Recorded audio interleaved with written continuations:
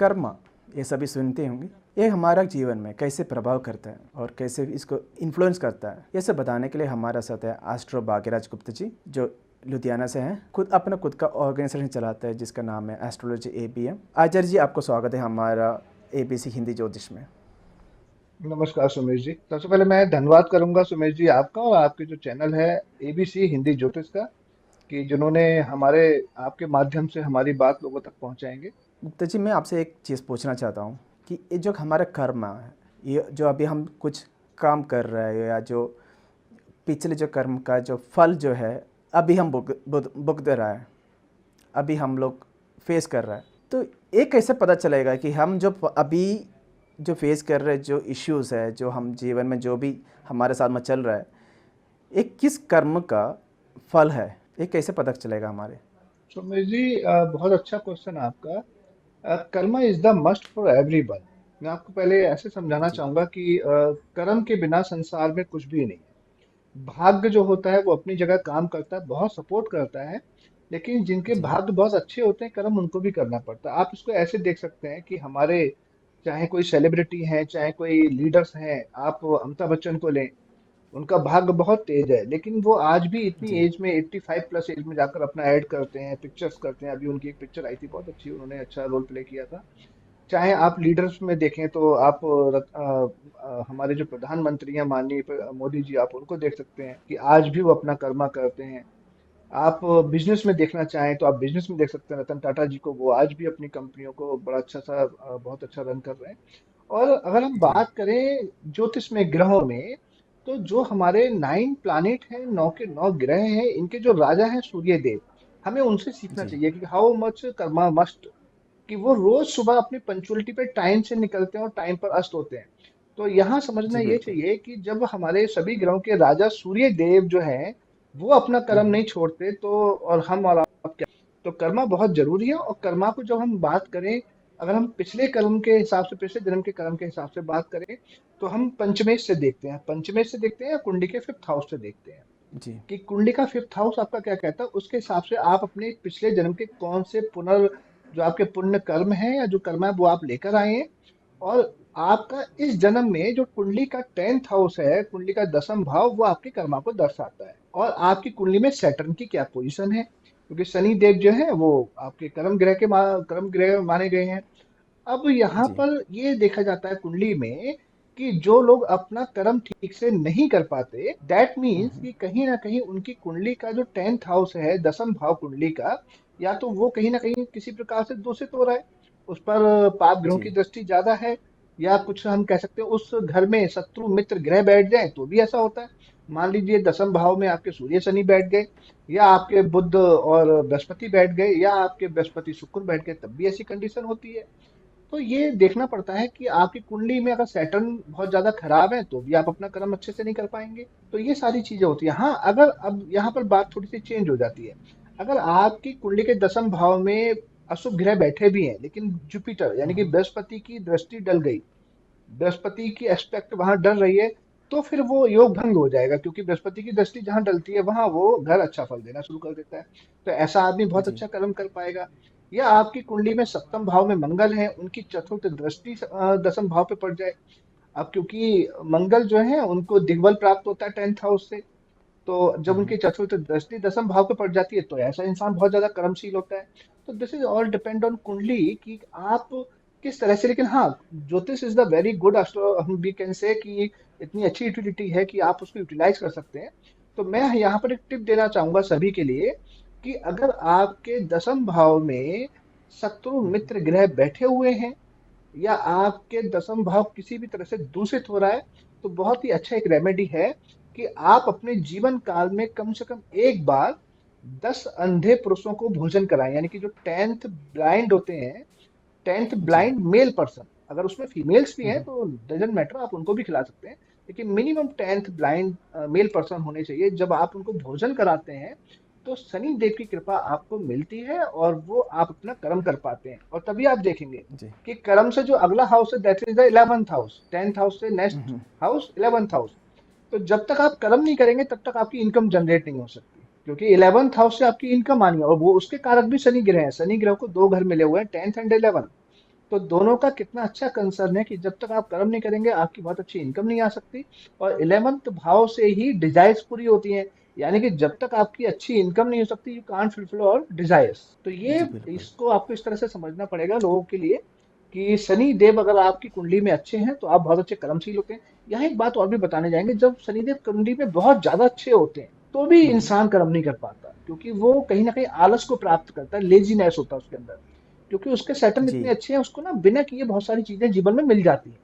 और जब किसी पर्सन को बहुत सारी चीजें जीवन में बिना कुछ किए मिलती हैं, तो ऑब्वियसली वो काम वो क्यों आलस करेगा। बन जाता है। जी तो बिल्कुल। ये, हाँ, तो सैटर्न होना, सैटर्न का बहुत ज्यादा बैड इफेक्ट भी आपको कर्म नहीं करने देगा, और बहुत ज्यादा गुड इफेक्ट भी आपको कर्म नहीं करने देगा। अब यहाँ पर जी। अभी जैसे आजकल सैटर्न रेट्रोग्रेड चल रहे हैं, तो जिसकी कुंडली में सैटर्न, शनिदेव बकरी होते हैं, यानी कि सैटर्न रेट्रोग्रेड होते हैं, ऐसा इंसान बहुत कर्मशील होता है, क्योंकि ऐसे इंसान को कर्म करके ही आगे बढ़ना पड़ेगा। तो मैंने आपको कर्मा जी के इतने बिल्कुल। सारे सिचुएशंस बताए कि इन कंडीशंस में कुंडली में ऐसे योग बनते हैं। तो जैसे आपने बोला ये सब शनि और सूर्य भगवान का जो है प्रभाव हमारा कर्मा के ऊपर पड़ता है। तो मैं ये पूछना चाहता हूँ डेफिनेटली। आपसे कि अगर कर्म जो है हम अगर चेंज करना है या इम्प्रूव करना है, तो उसके लिए ज्योतिष उपाय क्या क्या है? जैसे मैंने अभी आपको उपाय बताया कि अगर 10th हाउस खराब हो रहा है तो आप उसके लिए ये उपाय कर सकते हैं। अब आप चाहते जी। हैं कि कुछ ऐसे उपाय हों जो सभी के लिए फिट बैठते हो। अगर उनको कुंडली जी। नहीं देखनी आती, वो कुंडली नहीं देख सकते कि मेरे 10th हाउस में सही है खराब है, क्योंकि सभी को कुंडलियां देखनी नहीं आती। तो एक कॉमन उपाय सबके लिए है जो सभी को अप्लाई करने चाहिए, और डेफिनेटली उनसे उनका कर्म बड़ा अच्छा हो जाता है। सबसे पहला तो कि जीवन में ओवर क्लेवरनेस होती है ना, जिसको एक्स्ट्रा चालाकी बोलते हैं, वो नहीं जी। होनी चाहिए। जब आप बहुत ज्यादा ओवर क्लेवर बनते हैं तो लोग आपसे डिस्टेंस बनाना शुरू कर देते हैं। और ओवर क्लेवरनेस तभी होती है जब सैटर्न बैड होते हैं कुंडली में। तो आदमी, कोई भी जी इंसान बहुत बिल्कुल। ज्यादा चालाकियां दिखाता है, तो बहुत ज्यादा चालाकी में जब आप बिजनेस में दिखाएंगे तो आपके जो बिजनेस में जो लोग हैं जुड़े हुए, वो आपसे दूर होना शुरू हो वो जाएंगे। चला तो जाएगा। सबसे जी। पहले हाँ, होशियारी रखें। होशियारी मीन्स वाइजनेस, है ना, इंटेलिजेंसी। इंटेलिजेंसी वाइजनेस रखें, क्लेवर ना बने। जैसे पहला कहते हैं कि ये स्मार्टनेस जो सही है, प्रिकॉशन ओवर होता स्मार्टनेस नहीं होना चाहिए। है, यस, तो ये आपके कर्मा जी। को खराब करती है। आप कर्म जी करना चाहेंगे लेकिन लोग आपसे जुड़ेंगे नहीं, तो आप कैसे कर्म करेंगे? अकेला तो कोई भी जिंदगी में बिल्कुल। कुछ भी नहीं कर सकता ना। तो ये एक प्रिकॉशन हो गया, ये सभी लोग ले सकते हैं, इसमें किसी का कुछ जाना भी नहीं है और कुछ लगना भी नहीं है। तो सबसे पहले तो इसको समझिए। दूसरा, जो शनि देव है, मैंने कहा ना कर्मा के ग्रह हैं ये, तो शनि देव जी। किस चीज से प्रसन्न होते हैं वो ध्यान में हमेशा रखना चाहिए। तो उसका एक और प्रिकॉशन है, क्योंकि हम ना दान तो बताते ही हैं, लेकिन दान के साथ साथ जब तक आप प्रिकॉशन नहीं लेंगे, आप लॉट्स ऑफ चीजों को, आप कितनी भी चीजों को दान कर दो लेकिन वो लगेंगे नहीं, वो काम ही नहीं करेंगे। जी या बिल्कुल हम सही ये कह कह रहे हैं। सकते हैं कि जब आप दान करते हैं तब आपके अंदर वो थॉट जनरेट होते हैं, तब आप वो कर पाते हैं। तो दोनों एक दूसरे के पैरेलल चलते हैं, रेमेडी और प्रिकॉशन दोनों एक दूसरे के साथ चलते हैं। तो एक तो दूसरा प्रिकॉशन है इसका कि आपको हमेशा ग्रेटिट्यूड में रहना चाहिए। जब आप बहुत ज्यादा एटीट्यूड में जी। रहते हैं, तो सैटर्न जो है उनको एटीट्यूड पसंद नहीं है।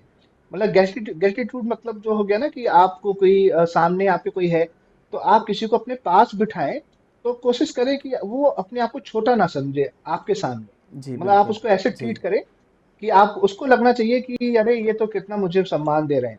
तो ग्रेटिट्यूड में रहें। कोई आपको, अगर कोई आपका काम करता है तो उसके लिए थैंक्स आप बोल सकते हैं। तो ये भी एक बिल्कुल। ग्रेटिट्यूड होता है, राइट। तो शनि देखो जी। ग्रेटिट्यूड बहुत ज्यादा पसंद है, तो ऐसा इंसान बहुत ज्यादा कर्म कर पाता है। अब इसका साइंटिफिक रीजन भी देख लीजिए, क्योंकि कहते हैं ना, दोनों, मैंने कहा ना, ज्योतिष और साइंस एक दूसरे के बिल्कुल साथ चलते हैं। जुड़े हुए ऐसा जो आदमी हैं, एक साथ ग्रेटिट्यूड में चलते हैं। रहेगा, जो आदमी ग्रेटिट्यूड में रहेगा, उसके अंदर हैप्पीनेस बहुत ज्यादा होती है, जी। क्योंकि लोग उससे कोई नाराज नहीं हो रहे होते हैं, और वो उसको, उसकी प्रेस करते हैं। तो जो उसकी प्रेस करते हैं तो वो अंदर से खुश होता है। तो जो इंसान जितना ज्यादा खुश होता है वो उतना ज्यादा काम कर पाता है। तो जी ऐसा मेरा मानना है। सही। और साथ ही में, हाँ, उपाय, अब हम उपाय की बात करते हैं। इसमें उपाय ये हो गया कि आपसे छोटे जो भी लोग होते हैं, छोटे का मतलब वैसे तो सभी एक दूसरे के बराबर ही है, बट हम कह सकते हैं एक इनकम में छोटे कह सकते हैं, है ना। वो जी। आपके एम्प्लॉय भी हो सकते हैं, आपके सर्वेंट भी हो सकते हैं, आपके आस पड़ोस में, आपके समाज में भी छोटे लोग हो सकते हैं जिनकी इनकम आपसे कम है।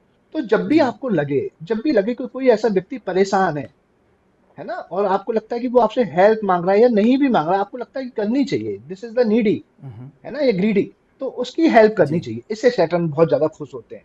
और बाकी अगर हम बात करें तो शनि के आम उपाय तो सभी लोग बताते हैं, जैसे शनि के लिए आयरन लोहा दान कर सकते हैं, काले कपड़े दान कर सकते हैं, महा जी, की जी, दाल, महा पंजाबी में बोलते हैं, काले उड़द बोलते हैं, मखनी दाल मखनी जिसको आप सब बोलते हैं, जी, वो दान कर सकते हैं। तो ये तो उपाय सभी को पता थे, लेकिन जो मैंने तीन चार बातें बताई हैं, ये शायद जितने भी लोग ये वीडियो देखेंगे उनके लिए बहुत ज्यादा नहीं होंगी, कि ऐसा करने से भी शनिदेव बहुत ज्यादा खुश होते हैं।